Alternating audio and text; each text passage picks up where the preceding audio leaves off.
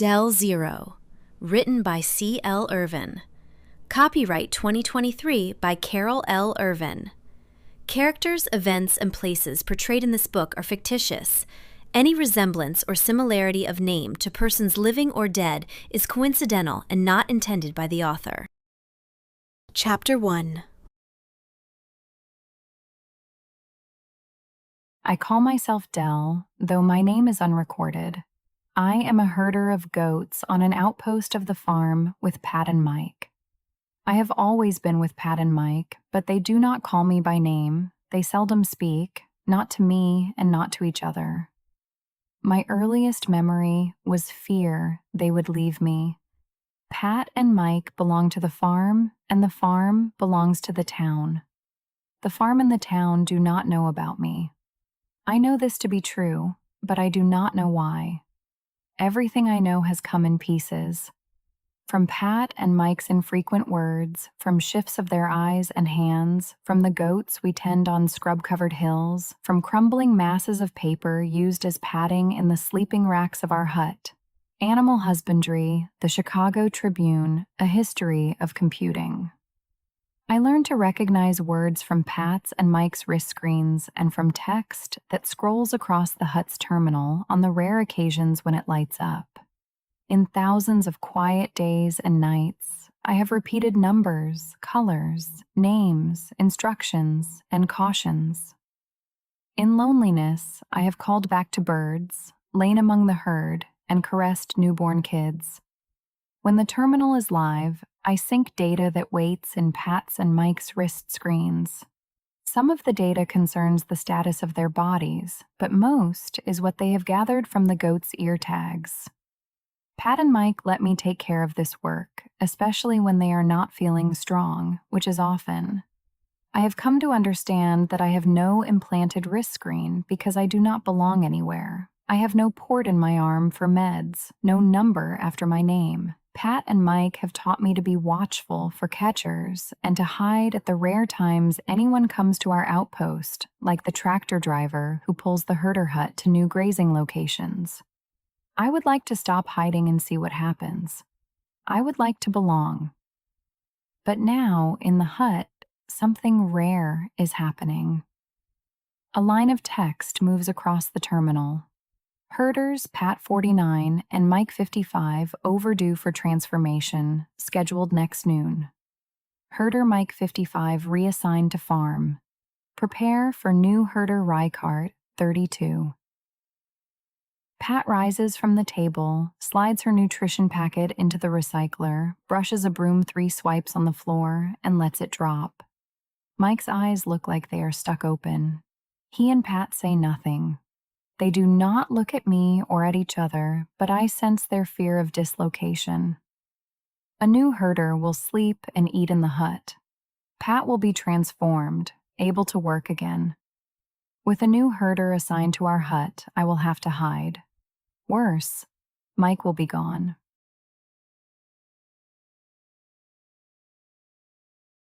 I run outside because they do not like me to be anything but calm, and I am not calm now. Once transformed, Pat and Mike will not be bothered by their separation. It is useless to ask what I am supposed to do and if they will help me. I have tried to be like them. I wear a broken wrist screen stolen from the recycler. It has no port to my arm, syncs with nothing, and does not light up. When I was more than half their height, I started marking the spring season by adding a number to the name I chose for myself. That was 8 springs ago. Now I am as tall as Pat. The other name I have given myself is female, a term associated with most of our goats. Only one time did I astonish Pat and Mike by asking if herders were male and female too. Pat and Mike look alike, especially when they are overdue for transformation and their skin wrinkles and sags. But Mike has body parts like the goats they call males, the ones they castrate so they won't become bucks. Pat and I do not. A long time ago, I asked if Pat's parts had been cut off. To that question, I got a rare response. No. Pat and Mike have warned that my desire to be known will bring trouble. They say this twice a year, when the tractor driver comes, and I must hide. For a long time, I have been old and strong enough to follow the dust of the tractor and herd from a distance. But every relocation is troubled by memories of being left behind, tethered among rocks in the cold and dark. When my kid legs grew long enough to outrun Pat and Mike, I trailed them to the new outpost, exposed and in danger of being found. Not by the tractor driver, but by catchers on four-wheeled ramblers. Because I do not belong, catchers might think I am one of the outlaws who roam the baked, scrubby hills beyond the farm. Pat and Mike say a catcher's job is to send outlaws to the mines. They make "send to the mines" sound bad, but they never explain. Catchers would not care that I was raised on nutrition packets from the farm, or that I am a better herder than Pat or Mike. But catchers are unlikely to see me when I am with the goats. My herder's robe is earth brown, a ragged cast-off from Pat that should have gone into the recycler. I have learned to pull other necessities from the recycler, and I have learned to eat grasshoppers and squeeze milk from a doe because the herder's rations for 2 have never been enough for 3. My greatest learning times have been when Pat and Mike need transformation, like now. In their present, weakened state, they remember, worry, and talk more than when they are strong and healthy. Everything is breaking down, Mike says. There is sloppiness everywhere. His body slumps. I feel his dread.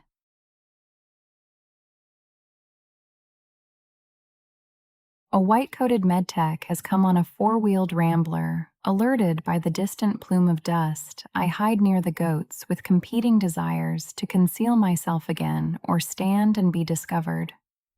What have I to lose? When the new herder comes, I will be shut out and alone, with nothing. Pat and Mike have never before been transformed at the same time. They say they will get through it all right and will clean away the mess later. At Mike's last transformation, the medtech injected drugs that caused old cells to be sloughed off and purged in huge, stinking quantities. When the medtech left, Pat and I cleaned him in his rack for 2 days, while Mike seemed nearly dead. This time, I will take care of both. Against the barren ground, my dirt-colored robe might be enough concealment, but I pull the hood over my forehead and crouch in dry brush. Soon the medtech will come from the hut, get on the rambler, and ride away. I want to see, because the medtech is someone new. Pat and Mike will not tell me anything about this worker because the transformations will take away most of their speech. The medtech has been in the hut half of daylight. Accustomed to long hours with the herd, I adjust my squat in the brush. My view changes very little. Circling hawks, the herd spread out over the hillside, the scent of musk from a buck, the nearby snip of its teeth as it tears a briar. Abruptly, the air stirs with dust and a fast stomp of feet. The buck leaps, and like one animal, the herd turns and races uphill, releasing an avalanche of pebbles. Forewarned, I hunch and tuck my head to my chest. Dusty, hairy outlaws run past, more than I have ever seen at one time, and closer. 2 tall outlaws hold a tiny one between them and swing it forward to help it race along with the others. I rise from my hiding place to see those small, churning feet, but drop down as others rush by, near enough to touch. The outlaws glance back. I have no name for the look on their faces. Goatskin skirts flap against their thin, muscled legs. I grip my ears at the sudden roar of motors. 2 ramblers with big tires leap into view, each ridden by a worker in gray. I know who they are. Catchers. Outlaws and ramblers disappear over a ridge. Then I hear screams like squeals of a gored goat.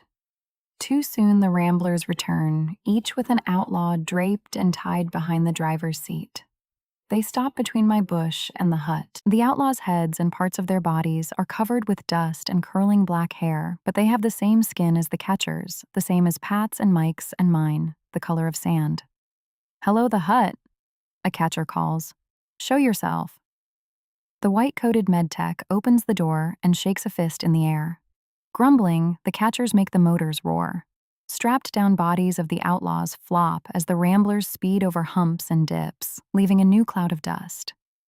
When the medtech goes back into the hut, I leave my hiding place and hurry to the ridge of the hill. The outlaws have disappeared. For a while, I stand exposed, waiting to be noticed. Then join the herd, sit on a rock, and cuddle a kid to stop my bad feeling. When goats come near, I cry. A doe rubs her head on my back. The goats understand. Twice each year, some in the herd are taken away to the farm. I am back in my watching place when the medtech steps out of the hut and starts the rambler. I return to the hut only after it disappears in its cloud of dust. Inside, I wrap a rag over my nose to filter the odor of the transformations, already like rot. My eyes sting. Mike and Pat are stretched on their racks, one on each side of the hut. I sit at the terminal, now lit with daily news. The farm has a new super. When they were lucid, Mike and Pat said operations at the farm were sloppy, especially in regard to outposts. Pat and Mike weren't transformed as often as needed, and they were allowed to live and work together many years beyond the limit. Their eyes are fixed and their bodies rigid as dead goats, but they are up to date. Their wrist screens display new numbers. Pat 50, Mike 56. They've always been part of the farm and town system, and transformation assures they will continue to be useful. Unlike goats, and I think unlike me, Pat and Mike will never stop breathing.